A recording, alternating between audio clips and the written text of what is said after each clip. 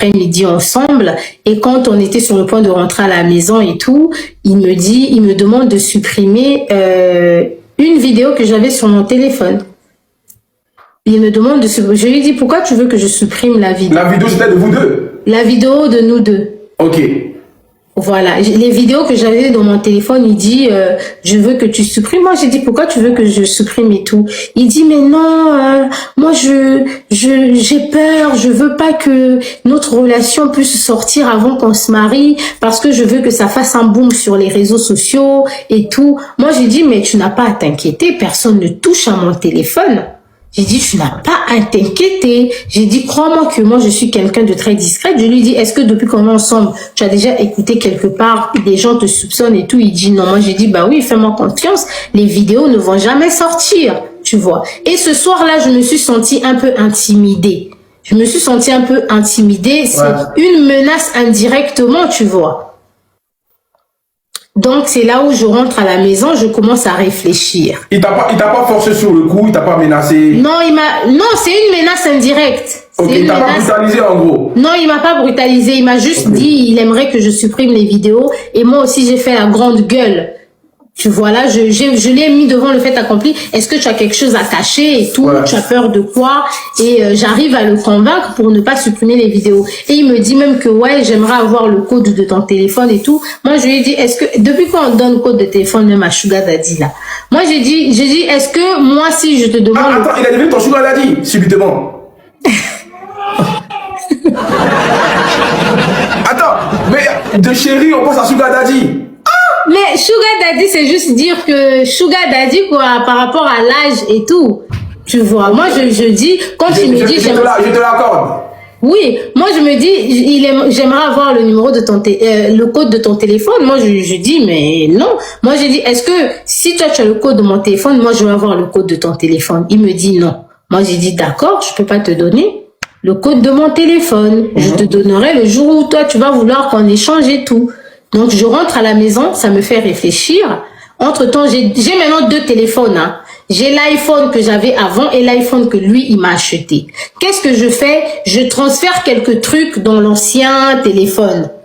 Et le téléphone que je me balade avec tout le temps quand je suis avec lui, je le garde parce que je me dis, il se pourrait aussi qu'on soit quelque part, qui me force et tout, qui récupère le téléphone. Voilà, beaucoup d'idées commencent à traverser ma tête. À partir de là, je sens comme si il a voulu jouer, il a voulu blaguer avec moi et tout.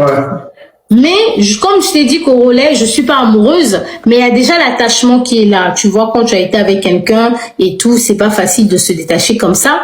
Je commence à le trouver louche. Pourquoi? Parce que je dis, il est parti au Gabon. Il a passé des jours et des jours au Gabon, il répondait pas au téléphone. Moi, j'ai fait un peu de l'Afrique de l'Ouest. Je commence à le soupçonner un peu, mais pas peut-être en mode tisane, mais en mode un peu peut-être des trucs mystiques. Ah, d'accord. Oui. Donc, je me dis maintenant qu'il faut que je fasse attention. Il faut vraiment que je fasse attention. Et je crois que je prémène. Et en même temps, quand je le soutiens, lui, il me complète juste avec les informations. Il me dit, il y a ci, ça, ça, ça. Et ce sont les informations que j'ai données sur les réseaux sociaux. Maintenant, sa madame, comme elle avait fait des émissions et tout, dans la communauté congolaise, on était en train de l'insulter sur les réseaux. Donc, quand elle voit que je suis en train de soutenir le pasteur Marcelo, les gens ont cru que moi, je soutenais le pasteur Marcelo à cause d'elle.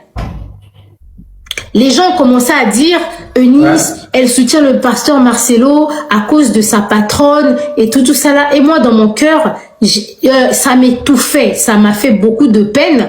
Pourquoi? Je me suis dit, mais vous parlez sur les réseaux sociaux sur des choses que vous ne connaissez pas. Parce que cette dame-là et moi, en réalité, on ne se parle pas. Mais sur les réseaux sociaux, les gens disaient que moi, je soutenais le pasteur Marcelo à cause d'elle. Et elle-même, elle avait cru que je le faisais à cause d'elle, pour la soutenir, pour lui apporter. Et ce jour-là, le dimanche, quand elle me voit à l'église, après le culte, elle m'interpelle. Moi, je partais déjà. Elle me dit, ouais, porte-parole et tout. Je vois le combat que tu mènes sur les réseaux sociaux, hein, et tout ça. Moi, j'ai dit, maman, tu me parles?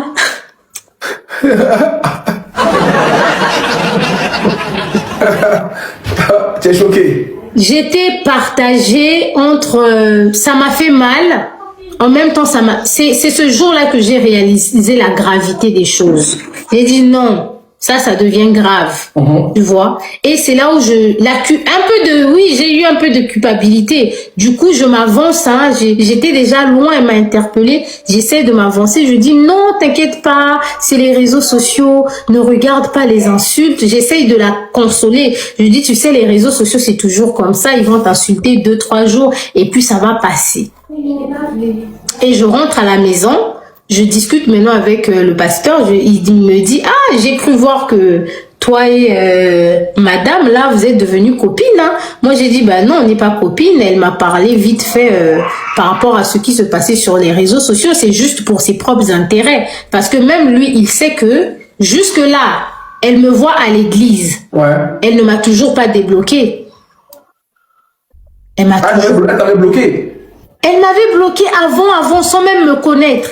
Avant même que je vienne travailler chez eux, sur les réseaux comme on est là seulement. D'accord. Elle m'avait bloqué.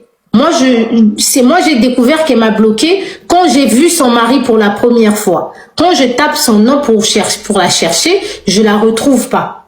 Donc là, je commence à venir à l'église. Oui. Pour moi, dans ma tête, je me dis, parce que si elle me parle, elle m'appelle porte-parole, c'est que elle ne sait pas ce qui se passe entre moi et son mari. Elle se comporte peut-être en mode un peu juste jalousie parce qu'elle se dit, ah, c'est une petite jeune et tout, elle fait les émissions, il faut que je vienne m'imposer, il faut que je revienne au studio pour qu'on voie que madame, elle est là et tout. Mais je pense pas que elle doutait de quelque chose entre moi et son mari, je crois pas. Je crois pas parce que ce jour-là, elle me salue, elle me dit porte-parole, je vois que tu mènes le combat sur les réseaux sociaux et tout. Donc moi, quand je discute avec le pasteur, je dis franchement, malgré tout,